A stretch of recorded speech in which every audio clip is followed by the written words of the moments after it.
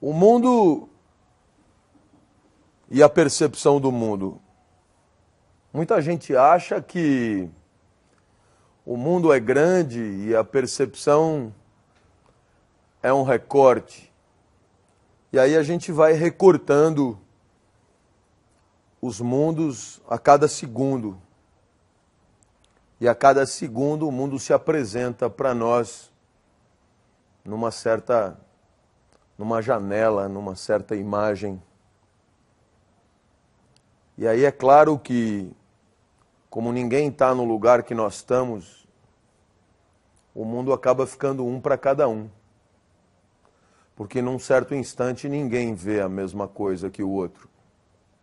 Até quando conversamos assim, o mundo para você sou eu e o mundo para mim é você. Nenhuma coincidência. Então a única pergunta é como ter certeza que estamos todos no mesmo mundo?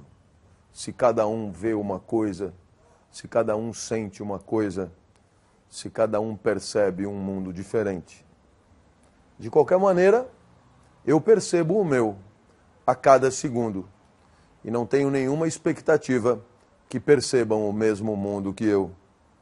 Mas o mundo está cheio de tiranos, pessoas que fazem questão que todos concordem com ele, que exigem que todos vejamos a mesma coisa, do mesmo jeito e na mesma perspectiva. E assim, de tirano em tirano, as guerras, guerras por perspectiva, guerras de percepção. Ora, quando observamos o mundo, muitas vezes acabamos caindo na ingênua crença de que o que vemos é o que é. Sem perceber que o que é sempre nos escapará. O que vemos, na verdade, conta muito mais de nós do que do mundo. Basta pegar um microscópio e a mesa deixa de ser mesa. Na verdade, as coisas que aparecem diante de nós são muito mais vazio do que coisas. Os átomos em movimento são muito mais vazio que qualquer outra coisa. E os núcleos dos átomos, que até ontem pareciam ser verdadeira substância confiável, hoje também sabemos são muito mais vazio do que qualquer outra coisa. Talvez só haja vazio. Será mesmo tudo só uma ilusão? Afinal de contas, tudo que eu percebo do mundo, no final das contas, percebo em mim. O mundo não passa do meu próprio corpo, afetado pelo mundo. Assim, quando eu apalpo alguma coisa, o que eu sinto não é alguma coisa, mas a minha mão, apertada, constrangida pelo mundo apalpado. Quando eu cheiro também o mundo parece inodoro. O que eu cheiro sou eu mesmo. O aroma sou eu que produzo. O gosto sou eu que produzo. Papilas gustativas, vinhos tão caros para eu mesmo dar-lhes gosto. Da mesma maneira, a imagem. A imagem é luz. Luz que reflete um suposto mundo que nunca teremos certeza se existe mesmo. E assim, quando vemos, vamos descobrindo muito a nosso respeito. Por isso, o mundo, seja ele qual for, acaba sendo o nosso espelho. Se tivéssemos 3 olhos, o mundo seria outro. Se tivéssemos 50 sentidos no lugar de 5, o mundo seria completamente outro. E por isso, quando vemos o mundo, na verdade, vemos com os sentidos que são os nossos. E por isso, acabamos aprendendo mais sobre a nossa capacidade de ver as coisas do que sobre as coisas elas mesmas. Então o mundo acaba sendo mesmo só um espelho. O importante é se conhecer. Conhecer a própria capacidade de encontrar as coisas. Conhecer os limites de percepção do mundo. Assim o mundo é um espelho porque conta para nós coisas que sem ele jamais saberíamos. Quando vamos ao banheiro, o espelho nos fala da nossa cara. Sem ele, não saberíamos o tamanho do nosso nariz. Sem o espelho, não saberíamos a cor dos nossos olhos. O espelho nos informa sobre nós mesmos. Sem ele, muito pouco saberíamos da topografia do nosso rosto. Se o mundo é o nosso espelho, tem que também informar coisas sobre nós. E faz. Afinal de contas, o mundo nos informa sobre os nossos afetos. O mundo nos informa que diante de certa imagem nós nos alegramos, nós nos entristecemos. O mundo nos informa sobre os nossos medos específicos, as nossas esperanças, os nossos prazeres e as nossas dores. Graças ao mundo, eu posso me encantar com um sorriso e perceber que eu sou aquele que diante daquele sorriso se encanta. Graças ao mundo, eu vou descobrindo segundo a segundo que eu sou alguém que se deixa afetar pelo mundo que passa na minha frente. Graças ao mundo, eu vou descobrindo a singularidade das minhas emoções. Por isso, agradecer às imagens do mundo, agradecer à nossa percepção do mundo, porque no final das contas é ela que nos permite conhecer um pouco mais a nosso respeito. Tarefa importante desde os gregos, conhecer-se a si mesmo, talvez por não ser possível conhecer mais nada além de nós mesmos, talvez porque não possamos mesmo sair de nós mesmos. Quando percebemos alguma coisa no mundo, a nossa percepção não é um encontro mecânico com a realidade que supostamente existe. Afinal de contas, todo o nosso corpo participa de qualquer percepção. Se fosse possível que alguém fizesse coincidir seus olhos aos meus, também não veria o mesmo mundo que eu vejo. Porque aparentemente, a percepção que eu tenho do mundo, a percepção de uma imagem, depende de todo o corpo. Dele participam o peristaltismo intestinal, o fígado, os rins, o joelho, o cotovelo, as alegrias, as tristezas, as dores, as esperanças, as frustrações e os sucessos.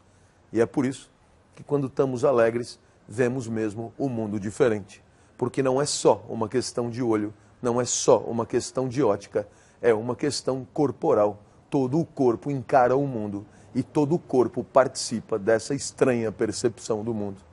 Então, perceba só, é importante entender que a imagem percebida age sobre nós e nos alegra e nos entristece.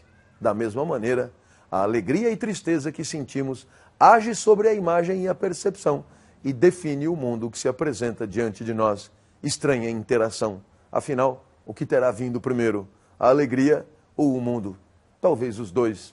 Talvez o olho e a galinha. O fato é que dependendo da alegria, o mundo se apresenta de um jeito. Dependendo de como o mundo se apresenta, a alegria será uma ou outra. A alegria é importante. A alegria oscila. A alegria intercala com a tristeza. Porque a tristeza essa aparentemente faz parte da vida. Os mundos se desmentem, os mundos são contraditórios, e para que haja alegria é preciso mesmo haver tristeza. E as imagens são assim, mundos contraditórios, mundos que se desmentem. Gol do Brasil, gol da Holanda, vitória da Dilma, vitória do Serra. E aí, impossível se alegrar com os dois, com mundos que se desmentem. Por isso, para ter alegria, é preciso também ter tristeza. Um perdão à autoajuda que promete felicidade em infelicidade, alegria em alegria, como se banir a tristeza do mundo cabesse em 10, 20 ou 1.500 lições. Ora, essa percepção do mundo misturada com a nossa alegria, é claro, decorre da potência que é a nossa para perceber o mundo. Cada um de nós percebe as coisas, percebe as imagens diante de nós, a partir de uma certa energia vital, a partir de uma certa potência, a partir de uma certa libido, de um certo tesão pela vida. E é claro, a imagem faz oscilar o tesão pela vida faz oscilar a imagem. Os dois se interdependem, os dois dialeticamente se determinam. E assim, é claro, vamos vivendo, oscilando alegrias e tristezas e fazendo correr imagens num espetáculo perceptivo que não termina. Sempre pairará sobre nós a dúvida: haverá algum mundo que percebemos ou toda percepção não passa de um delírio? Questão de Berkeley, questão de Matrix, questão de todos nós. Será mesmo que o mundo é um delírio só nosso e as outras pessoas meros personagens do nosso delírio? Ou será que os outros deliram também, filmes aos quais nunca teremos acesso? O fato é que vamos delirando na nossa estrita singularidade, na ilha afetiva que é a nossa. Porque ninguém sente o que sentimos, ninguém pensa o que pensamos, e mesmo quando damos causa à sensação do outro, mesmo quando damos causa ao orgasmo do outro, mesmo quando dentro do outro lhes produzimos os mais significativos prazeres, estes são 110% dos outros. Ilhas afetivas, espaços de percepção singular, filmes assistidos só por nós. E assim vamos. Felizmente, máquinas deixam registro. E os registros das máquinas também contam muito mais das máquinas do que do mundo registrado. Máquinas diferentes, registros diferentes, de mundos que não sabemos se existem. Um pouco diferente, um pouco igual aos sentidos. As máquinas deixam registro e permitem reviver um passado que não é mais, um passado que se torna presente, um passado que é presente, passado que é presente, passado presentificado. E assim vamos oscilando entre tempos que não são os nossos. Mas isso é coisa da alma, coisa do espírito, coisa só nossa. Porque no mundo só tem um instante. Na alma, a alma dura, a alma tem duração, a alma demora para passar, a alma passa rápido. O tempo da alma pouco ou nada tem a ver com o tempo do mundo, feliz ou infelizmente. O fato é que para nós o tempo dura, o tempo passa, o tempo vai rápido, o tempo vai devagar, dando bolacha para o tempo do mundo, que de segundo a segundo, na sua inexorabilidade, vai corroendo as coisas, destruindo os mortais e fazendo novas vidas acontecerem. E assim vamos, entre o passado e o futuro, oscilando em tempos que não são os nossos, quer por nostalgia, quer por esperança, fugindo de um instante que sabemos nos agride. Alguns ralham conosco. Por que não prestaríamos mais atenção no instante que é o nosso? Por que não daríamos mais conta das percepções do instante com os sentidos que são os nossos? Por que não daríamos mais importância para o presente? Somos vítimas de nós mesmos, suicidas em potencial, sempre a caminho da morte, esperando que a vida termine, porque ela parece demorar para terminar. Era isso.